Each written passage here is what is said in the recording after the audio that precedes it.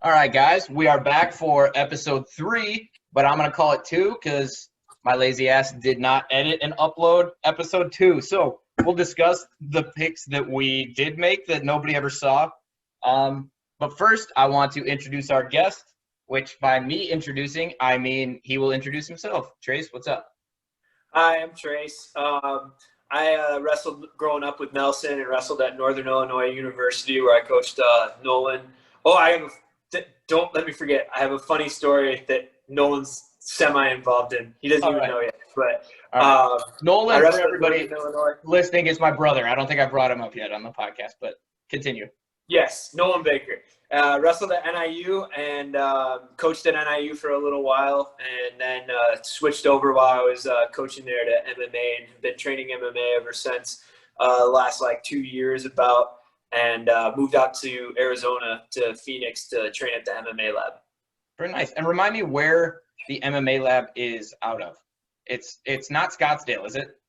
Well, we used to have a location.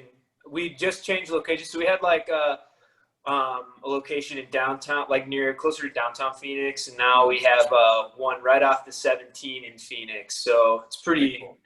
It's kind of out west Phoenix. Very cool. I've never personally been to Arizona, but I'm trying to piece that area together because another one of my best friends, who's a mutual friend of ours, if you remember Austin Shane, he's a chiropractor and wrestling coach at Fight Ready.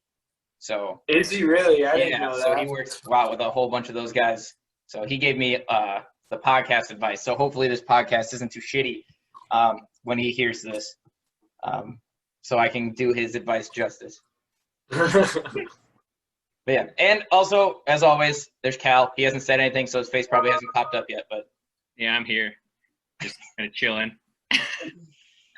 All right, so Trace, I know we talked a little bit before we started recording. Did you get a chance to watch the fights from this previous weekend? Caught a lot of the highlights.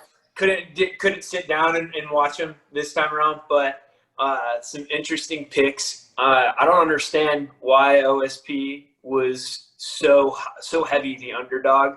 I thought that was going to be a way closer fight. He ended up winning it. That was a fun one. Mm-hmm. Michel Pereira, anytime he fights is something to talk about, whether you like it or you don't like it. I don't like it. You don't like it. Don't like it. It's no fun when you're such an orthodox type of fighter and you watch somebody do something that's so out of the box and they just get away with it.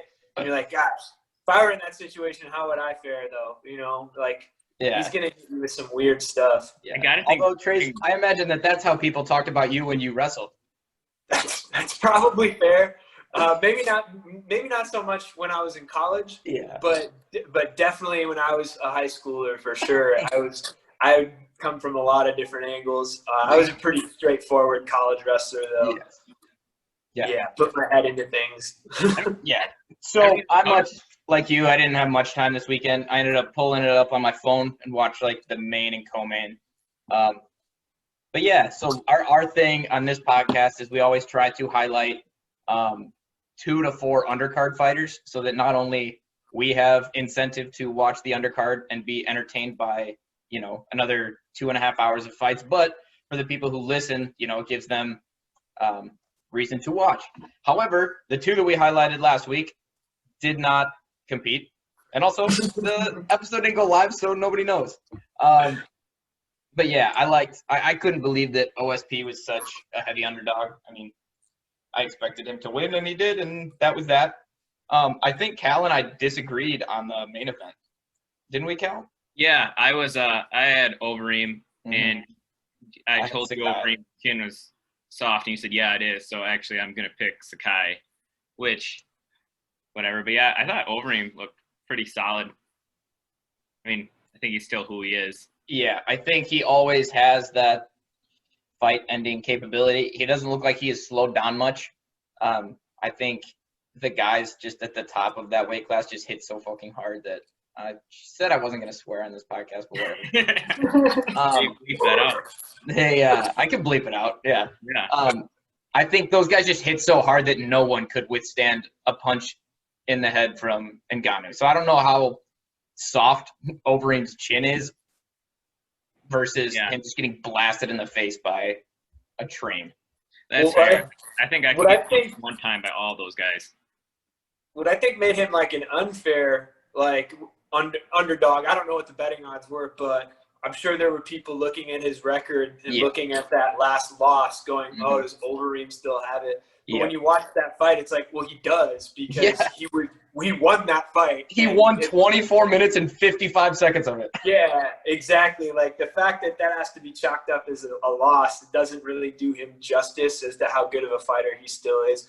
Plus, he's training at Team Elevation with Curtis Blade. I mean, you take the dude who picked you apart and become his training partner, you're bound to get a lot better. So I think he's even as a 40-year-old man, is probably still improving some aspects of his game to make up for his lack of, physicality that he had when he was 28. Yes, absolutely. He's really good on the ground too. So, I mean, maybe that training with Blades is really helping him in that aspect of the fighting world. But yeah, I heard somewhere that when he lost to Blades, he made it an immediate point to then go and train with him, which is cool and respectable. Yeah. And also, I can't say I would have done the same thing, but no, not a chance. Yeah, I would have. I moved in with the dude who beat me in the state finals in college. That is true. I think it's safe to say that's something I would do. I totally get that.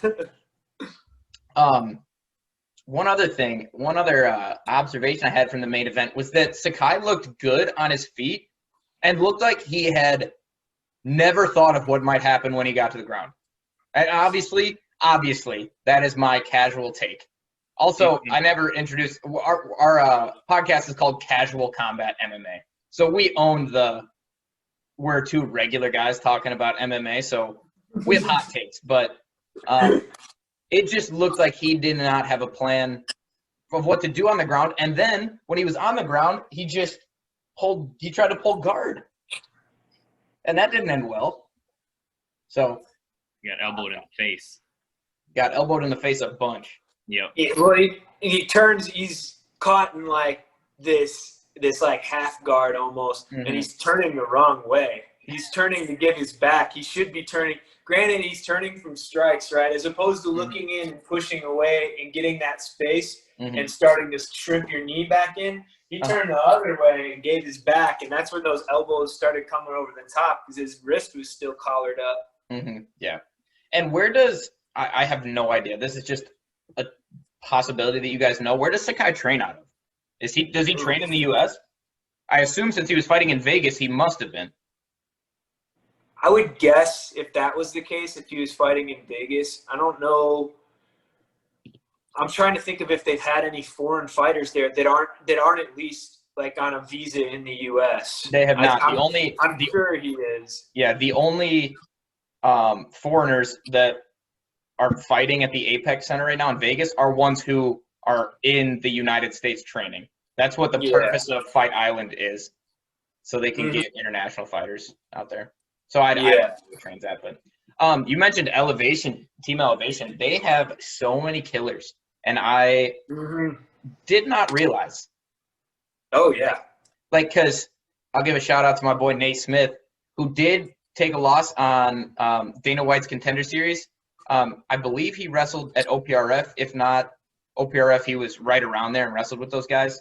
But Dana's inviting him back to the Contender Series again. So shout out to my boy Nate Smith. But I watch all of his stories, and there's just absolute killers out there. So many that I did not know were out there. Oh, yeah. Well, like, you look at, like, Austin Hubbard, who's from near where Nelson and I are from.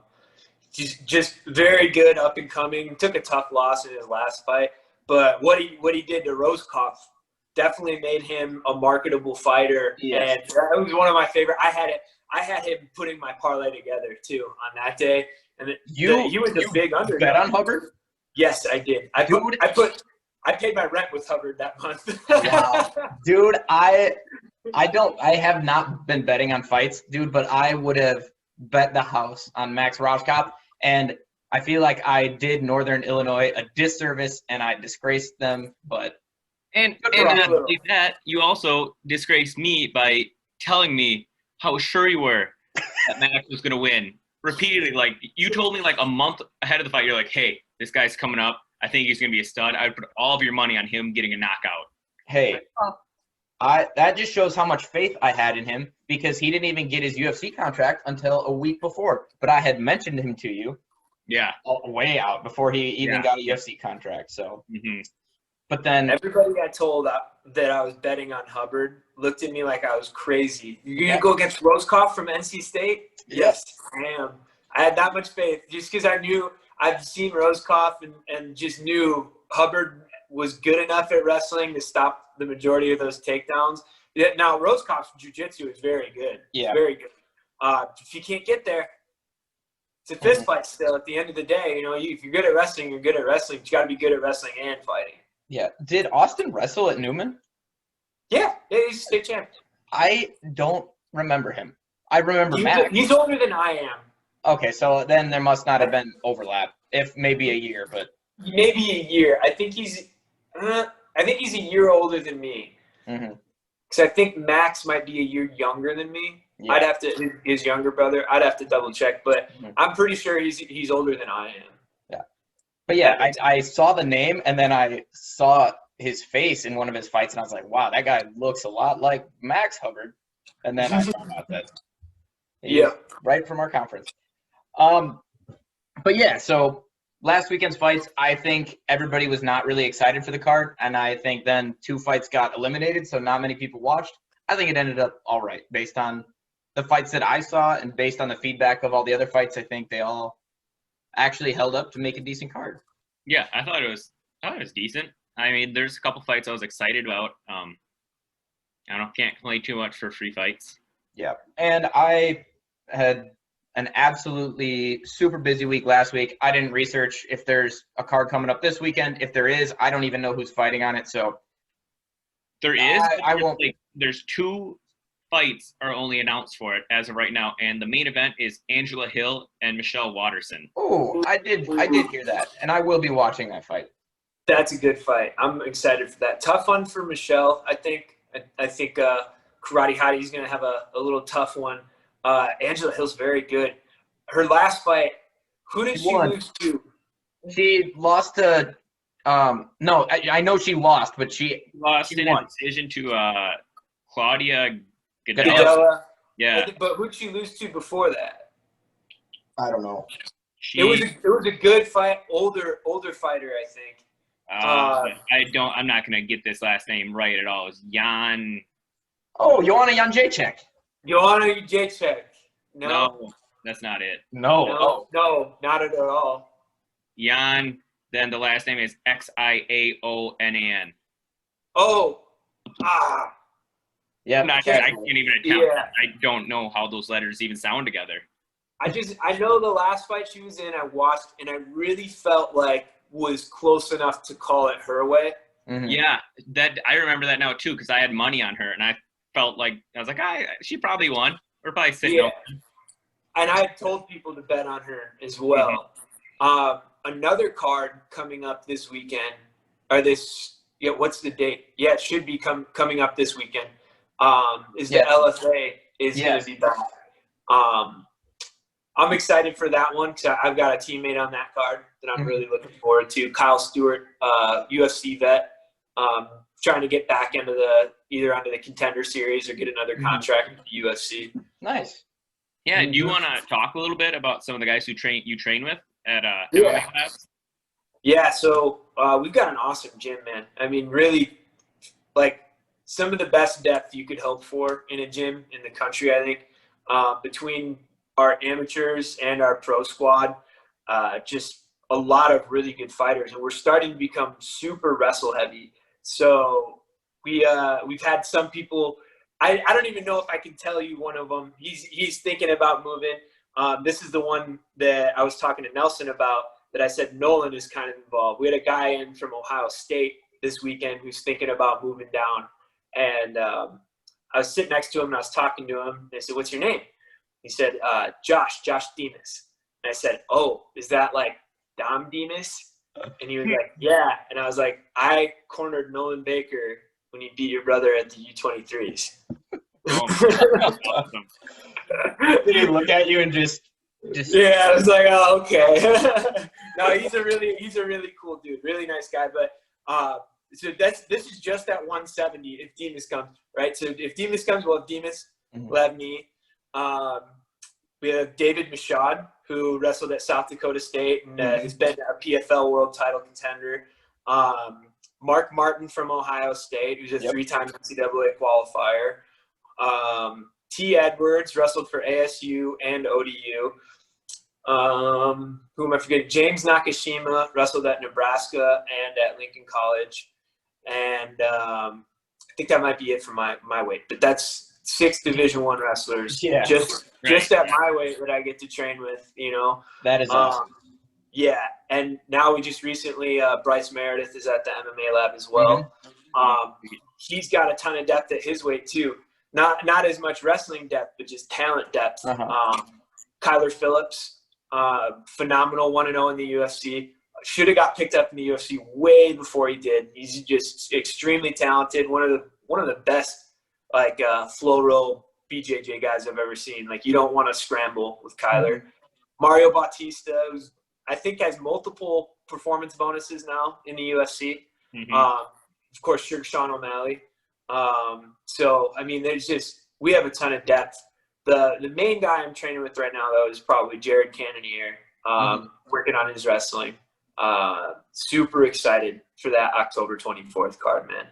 That card, even if I didn't have a dog in the race on that card, it would still be the card of the year for me, for sure. Yeah, that's for sure. Are all those fights announced? Or, like, I've seen, like, pictures of, like, the lineup, and it's absolutely insane, but I haven't seen the UFC, like, officially confirm that is a card. I think they're all officially verbal right now. Yeah, because they started posting about Jared and Rob a while back, and they didn't actually sign the paper until just this week, this last week. Yeah. So I'd assume they're all still tentative technically, but gosh, dude, I'm crossing my fingers that all those go through. There's no COVID, there's no injuries, there's no missed weight. Zabit and Yair is off, and I think that was on there. Did you see? Oh, it's off now.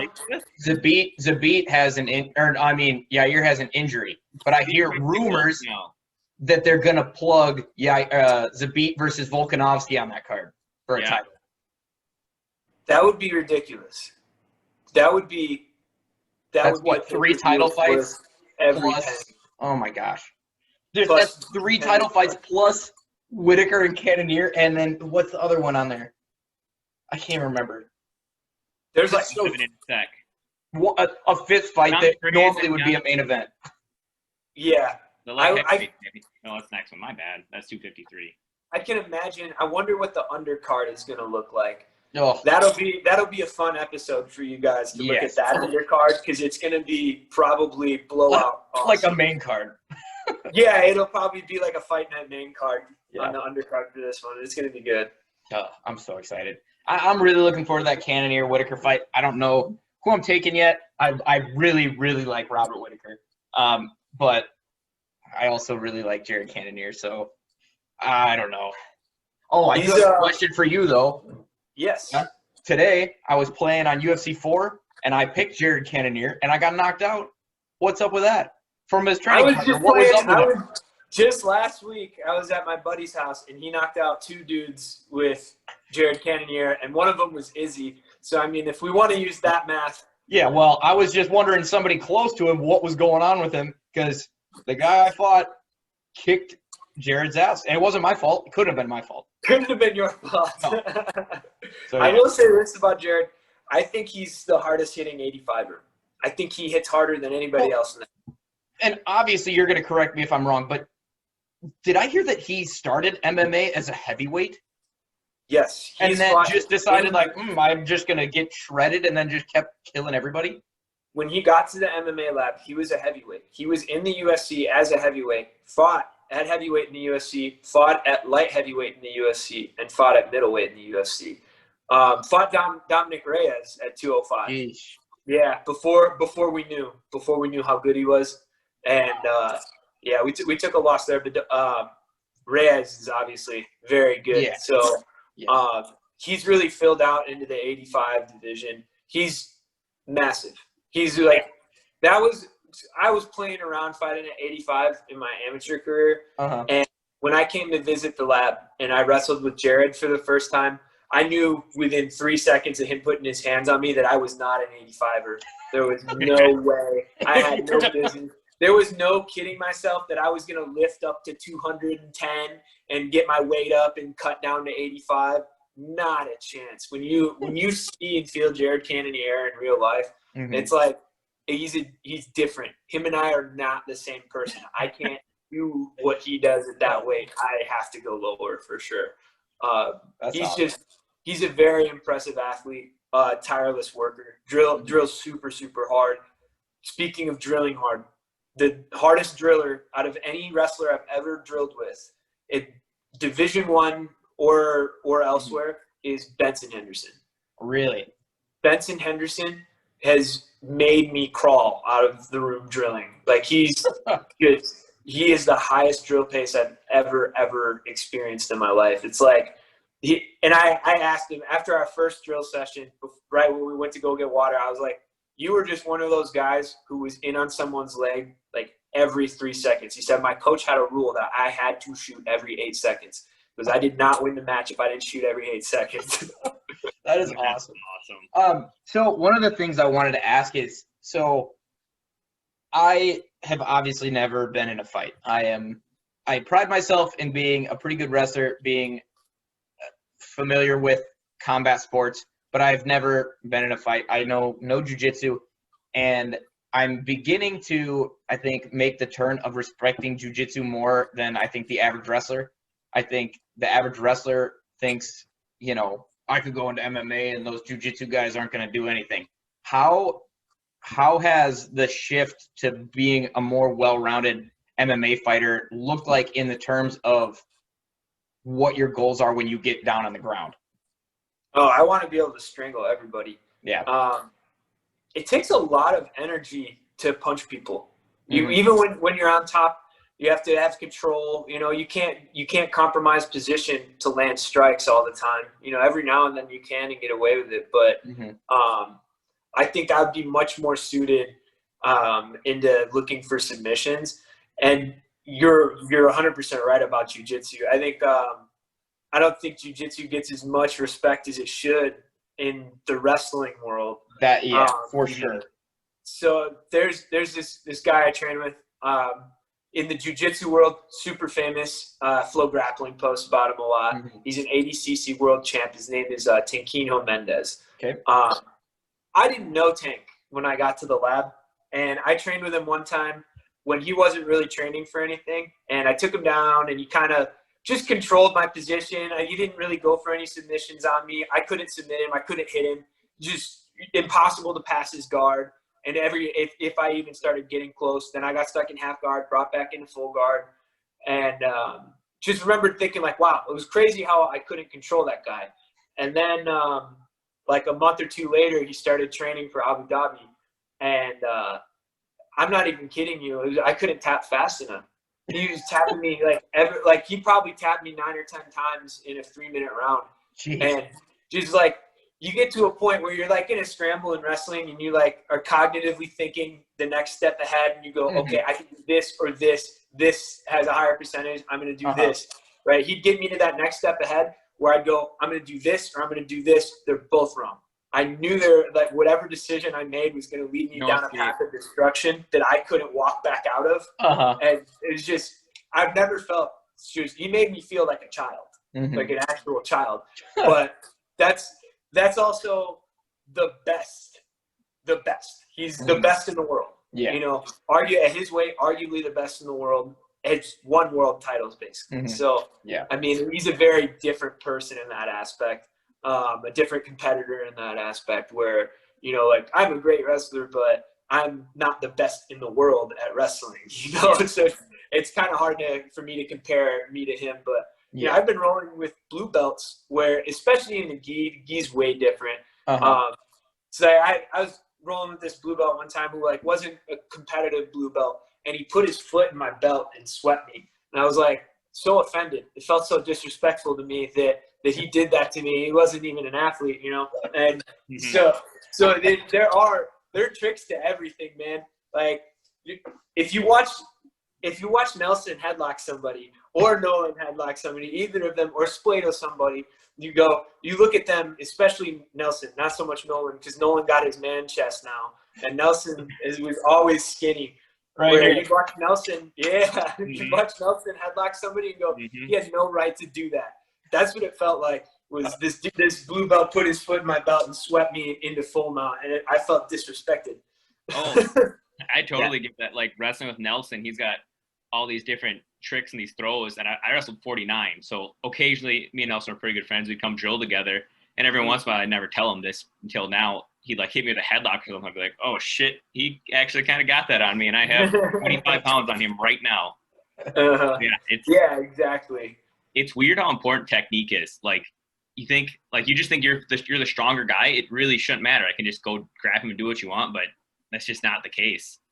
And good jiu-jitsu is like the epitome of that. Like it's super designed for the small guy to defend himself against the big guy, which is why I think it's if I had somebody come, I think wrestling is a superior art in transition to MMA as far as like how well it works, how applicable it is. There's a lot of proof, statistically speaking, that you could make that argument, right? But I also think that if someone were to ask me, I am afraid of getting into a fight, I need to learn self-defense, I wouldn't recommend wrestling. I would recommend jiu-jitsu. It's way more geared towards anybody can learn it, you know? And that's what's beautiful about jiu-jitsu. There are no people in wrestling who decide when they're 35 that they want to start wrestling. But there are black belts who started jiu-jitsu when they're 35, you know? That's what I love the wrestling versus jiu-jitsu conversation because it's so interesting to me because there's so many similarities in the way that you grapple in jiu-jitsu and wrestling, but they're also so different. And what you want out of them is very different as well. I think jiu-jitsu is the more practical art, but I think wrestling is a more, an intense art, a more brutal, primitive way of looking at combat. The way that I put it is coming from me, who obviously has no jiu-jitsu experience or striking experience. If I were to get into a fight, I would think that my best chance would be to take it to the ground. But if you gave me the opportunity to fight a high-level striker or a high-level jiu-jitsu practitioner in my first fight, I would undoubtedly fight a striker. Because I would be so scared to be on the ground with a guy that knew jiu-jitsu, knowing that I have no idea what you know what I mean? 100%. That is much more feared by myself. Nelson, this reminds me of one of the hottest takes I still think you've ever had, where you believe in a MMA fight you could beat Floyd Mayweather right now. I do still believe that. Really? I believe that. I believe if I got Floyd Mayweather on the ground, there would be no way. I truly believe that. Now, would I probably be knocked out cold if he hit me clean one time? Yes. But I think I could manage to get to a leg before he could hit me clean. I think you would low single him and get away with it. That was my argument. I said I would get down on all fours and I would just shoot right in. And then from there, I just figured out. This is my favorite argument to get into strangers with at the bar. It's that one. My favorite, all-time favorite one. Boxing's on. I point at the TV and say, I could kick that dude's ass. Yep. And it's always, no, you couldn't. And I said, all right, how about in an MMA fight? I think 100. I don't think there's a professional boxer at my weight that could even come close to beating me in an MMA fight. No, there's so much data to suggest that boxing is almost the worst base that you can have in MMA. Like, not to say that high-level boxing has its place in MMA. It certainly does. And there are certainly, you look at Peter Yan, you look at Cody Garbrandt, you look at, all of the top strikers in the UFC that have insane boxing. But they didn't start off as boxers. No. Like, certainly it is a valid way of harming someone. But, man, if you just plopped a boxer in an octagon or a cage, there's no way. I think that's one of the ways that the UFC in particular and MMA has developed and changed over time is it used to be so much again about your art versus my art before it was about just winning fights. Yeah. Like Hoist was in there with the gi, you know. Yeah. Mark Coleman was in there with wrestling shoes on. Yep. You know, that's I still love that idea, but it's not. It doesn't tell you who the best fighter is or what the best art is necessarily. It's a fun conversation to have, and it's a fun thing to watch. But what we have now is, instead of a bunch of different arts and a bunch of different sports, it's one thing, right? So now you can tell people I train MMA, right? And that means something specific, where in the past, like MMA wasn't necessarily an art form. It was a competition, right? So now you can train MMA. The guys in MMA before weren't MMA fighters. They were people competing in MMA that were fighters and trained in different styles. So I like that much more when you look at a dude like Sean O'Malley, who is an MMA fighter. He's not a wrestler. He's not a kickboxer. He's not a Muay Thai fighter. He's an MMA fighter. And this new generation of young guys who are that have been fun to watch. You know, you could make the argument there are a lot of guys coming up who are more like that than previous years. Yes. And I think you go, Cal. Oh, that leads me to a question for you and your training, Trace. So, like, when you train, like, do you have, like, days, like, it's wrestling day, it's jiu-jitsu day, it's boxing day, or is every day it's, like, working all different things? Or how does that work? Yeah, so with our pro practices, we do Mondays are always our striking classes. These are going to be, like, non-sparring classes where we work a lot on our fundamentals, putting combos together, stuff like that. We might do, like, a light spar where you're like 50% at the head, 70% to the body, you know. Tuesdays are going to be wrestling. Well, it's a grappling practice. Half of it is wrestling geared, half of it is jiu-jitsu geared, right? So on those days, you know, a lot of what goes on in the first half is the guys who are good at wrestling kind of run things, and Coach Crouch, legendary Coach Crouch, sets the pace for practice and sets our agenda. But a lot of the wrestlers are involved in coaching the beginning half of practice. And then when we go to jiu-jitsu, it's a lot of Coach Crouch. But one thing that we do that I like is that every practice is a meeting of the minds, right? We don't have one coach. You know, we don't have a set of coaches that are very specific all the time, right? We're always pulling pieces from each other to put together the most technically sound practice. One day, I might show underhook stuff, and then the next day Bryce Meredith is showing finishing a short single, and then the day after that Kyler Phillips is showing, you know, like roll through omoplatas, stuff like that.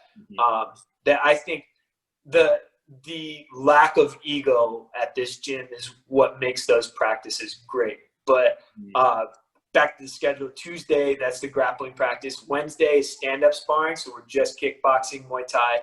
If guys have fights coming up, we might wrestle a little bit just to make it real. Thursday, we're grappling again. Friday is a kind of a body maintenance day. If you work out, you're kind of on your own. Saturday is our full-blown MMA sparring sessions. You could charge to come in and watch that from the sideline.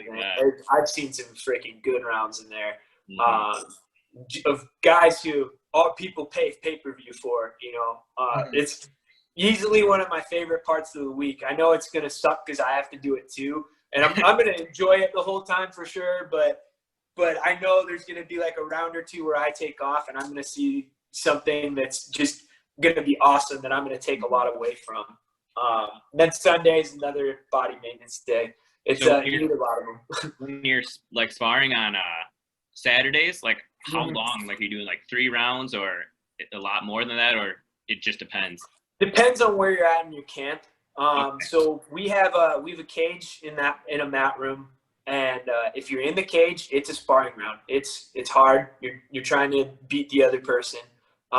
You're only really in there if you have a fight coming up or you're sparring partners with somebody who has a fight coming up. Everywhere else on the open mat area is closer to like 70%. You're still going hard. Sometimes you know how it is. You start going with somebody and in wrestling and fighting, and all of a sudden it's not 70% anymore. Now it's 80, it's 90. because to be a good competitor, if you want to put a room full of competitive people together, you're always going to get half the room wants to go 1% harder, right? So you've always got that partner who, like, if you want to be 1% higher than them, you're going to guarantee that they're going to try and be 1% higher than you. And it's a battle of who's going to let that 1% stack up higher than the other person. But yeah, those are like an hour and a half long, where we basically spar the whole time. You sit rounds out as you need. You know, nobody's going to like kick you off the wall if you need a round out. But those are typically, I try and my first couple rounds, I try and do 3 to 5 rounds straight through, and then I try and do them in 2s if I can. I used to try and do all of them, and that didn't work for me. I would find that if I let myself be more tired than I had to be, as far as, because it is a conditioning day to a certain extent, where you want to be able, you need to know what 3 rounds feels like, you need to know what 5 rounds feels like, but also you want to take something technical away from it too. If I don't have a fight coming up, I'm going to pull off on the gas pedal a little bit and focus on technique more. Forrest Griffin said something on a podcast. I can't remember. It was probably the Joe Rogan Experience, but I remembered him saying, I was sparring for an hour or like 10 rounds as hard as I could. It's not a 10-round fight, you know? So if you're getting used to putting the gas pedal down for that long, you know, your power is going to go away. It's not realistic. So we try to make it as realistic as possible, especially leading up to a fight. Yeah, that's a good point. I'm sure you've done the same with wrestling, but I remember times when it's like, okay, we're going to go an hour straight live. And you're never going to have that actually happen. I never thought of it like that. Yeah, you're getting better. You're getting better here. Your technique is getting better. You're just hardening your mind and your spirit a little bit. Those days are super important too. Like you can't have success without having those days. Because what it does is it basically sets your red line, just like the RPMs on a car.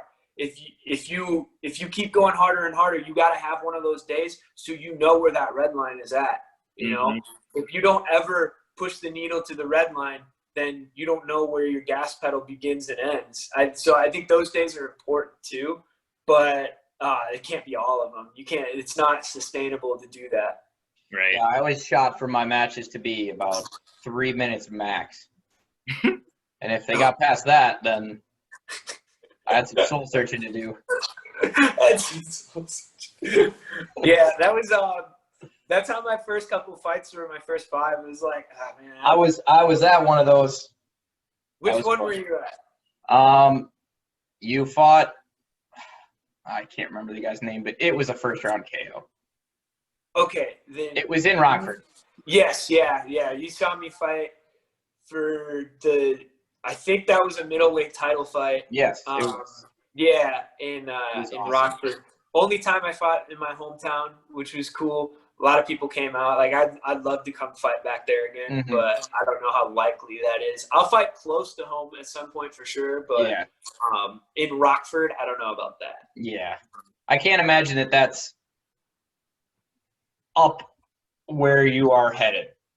Yeah, I mean, you can get a pro fight in Rockford, but I just don't know that it'd have to be the right opponent. Yes. It'd have to be the right time. You know, it's very getting to fight day is super, super complicated. I had a post about it recently. Just thinking about the amount of stuff you have to get done on top of training and be healthy just to get to actually walk into the ring, walk into the stage, let alone actually fight, is like, that's almost harder than the actual fight itself. So at least the fight's over quick.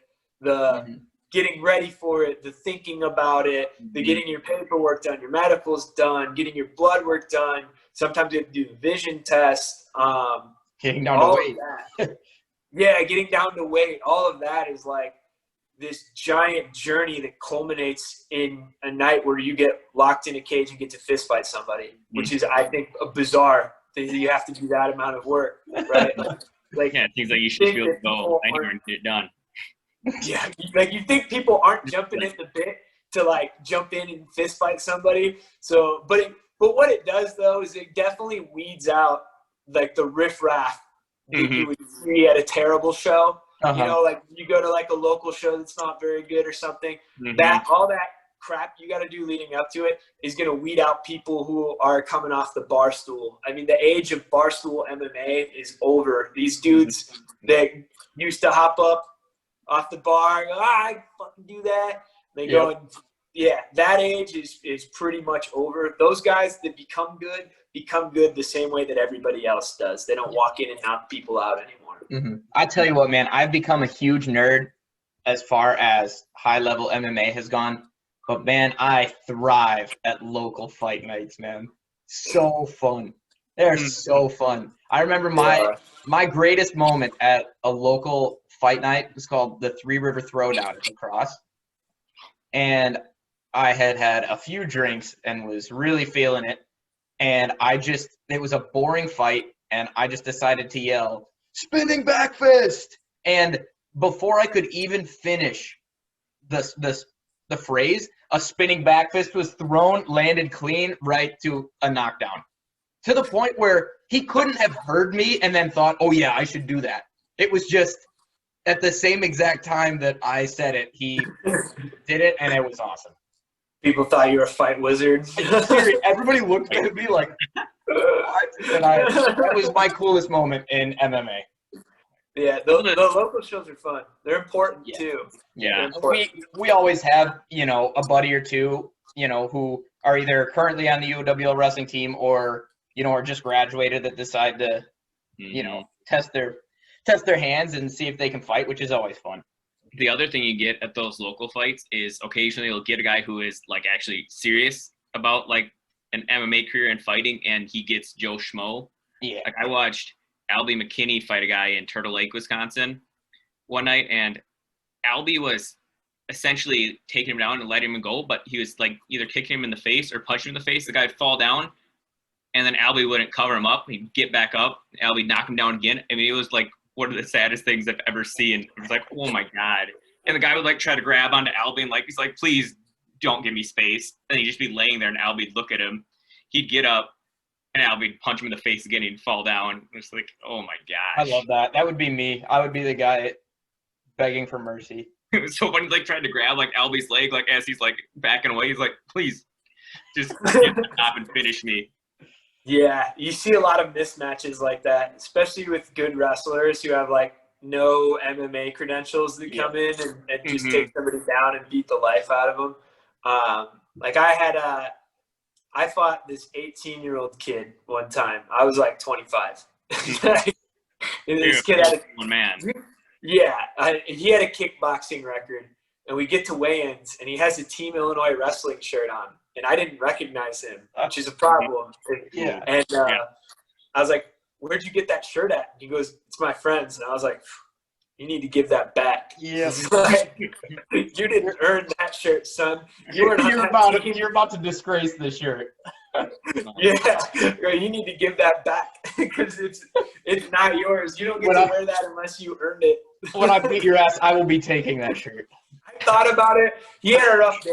And if it would have been like not so rough, because I picked him up and bombed him on his head and then got on top of him and put him in a rear naked. But when we got done, I was almost like, I don't trust you to give that back. I'm taking that shirt. I think I had that shirt with me too, which was messed up. Like I almost wore it that day. And it was like,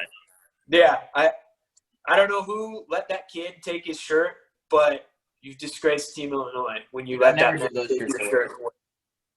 That should be our podcast first mission, is to get that shirt back. I think his name is shirt. And I guarantee you that Trace knows that guy's name and that we could somehow obtain it. Get in contact with him. Yeah. We should. Hopefully he wouldn't somehow watch this. We should get a hold of him and tell him we want him on the podcast because we're interested in fighting with him.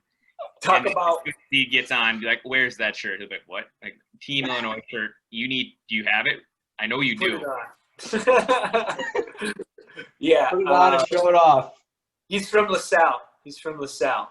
So he's not that far away from you guys. No, well, not far from me at all. No, yeah, that's true. Yeah. Yeah. Are you? Cal you're at lives Roselle now, right? in northern Wisconsin. So. Yeah, I'm in northern Wisconsin. Where in northern Wisconsin?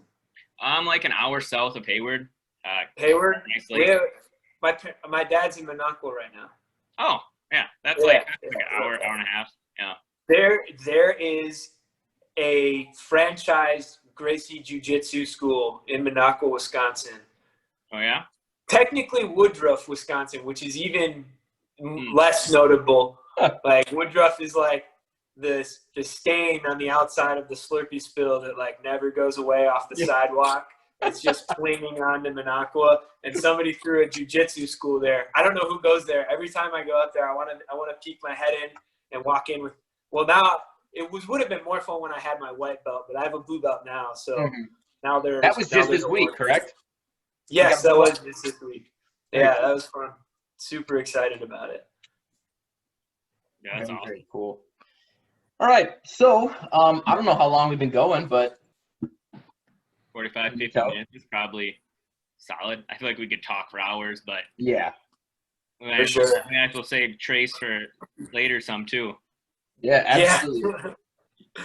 This is not Trace's last appearance on the Casual Combat monthly podcast. guest or something. Yeah, that'd be awesome. Whatever. I love coming on. This is fun. I like having these conversations. These are like gym conversations, but then you get to listen back at them. Exactly. Think about. I hope that I say intelligent things, so now I can listen and verify. Absolutely. All right, man. Well, this will go live whenever I edit it and put it up. And then everybody else watching, I hope you enjoyed, and thank you, Trace, for coming on. And yeah, thanks a lot. No problem, guys. Thanks for having me. Yep. Laters. Later. Laters.